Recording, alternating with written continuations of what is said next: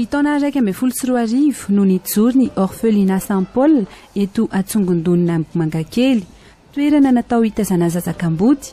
Niainga avy tamin'ny fitiavana zaza no nananganana ity akany ity.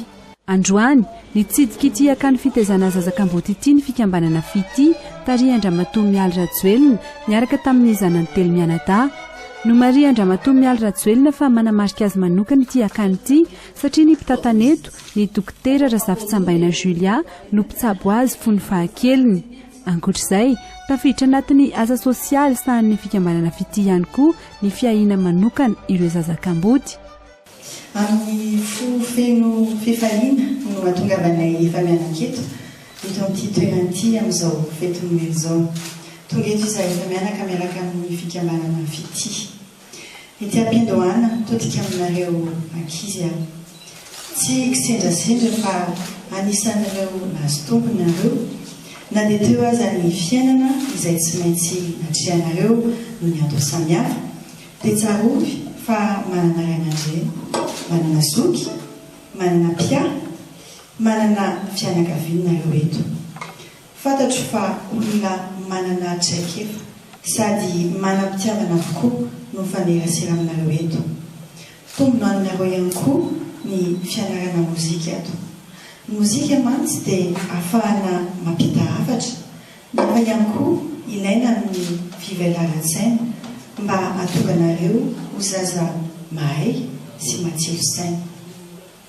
Androany tiako saraina aminareo fa manamarika ana manokana ity orphelinat Saint-Paul ity satria ny mpitantaneto ny docteur Razafintsambaina Julia no mpitsabo ahy fombola kely izy ny pédiatrako.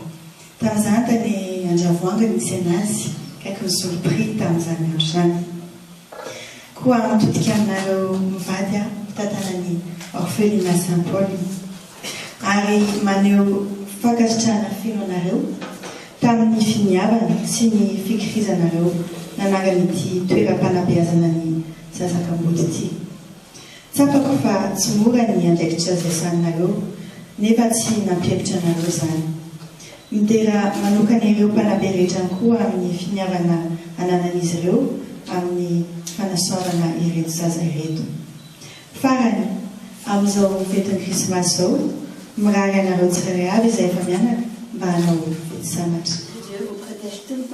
Isan'ireo ankizy noraisiny orphelinat Saint-Paul an-tanana Isahara nanomboka teo amin'ny 13 taonany. Izao izy efa hiditra taona faharoa amin'ny fianarana ho mpitsabo. Nanampy azy betsaka tamin'ny fianarany ny fahatongavany teto amin'ny orphelinat Saint-Paul. Aza hitako hoe tena tsara ilay fanabeazana satria ampianarina izay miteny français, ampianarina izay mianatra ny ampianarina tsara izay ampianarina muzika dia manao sport, misy activité betsabetsaka atao. Mianatra amin'ny sekolim-panjakana avokoa ireo ankizy 12 tezana eto. Ankoatra ny fanaraha-mason'ny fianarana, mianatra mozika klasika ihany koa ny ankizy.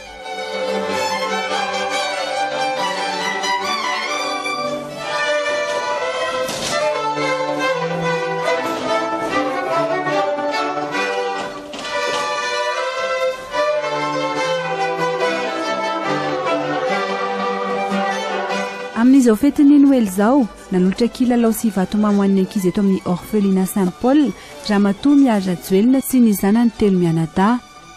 Ankoatra ny toeram-pitezana zazakamboty, notoloran Ramatoa Mialy Rajoelina sy ny zanany telo mianadahy fanomezana ihany koa ny toeram-pitezana ankizy tsy manan-kialofana eny Andravoangy.